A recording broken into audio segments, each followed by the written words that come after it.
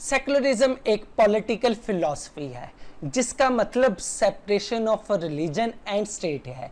Secularism की इस्तिलाह सबसे पहले बरतानवी मुसन्नफ जॉर्ज हॉलीऑक ने 1851 में इस्तेमाल की। उसने इस इस्तिलाह के जरिए समाजी निज़ाम को मजहबी इखलाकियात से अलग करने की हमायत की।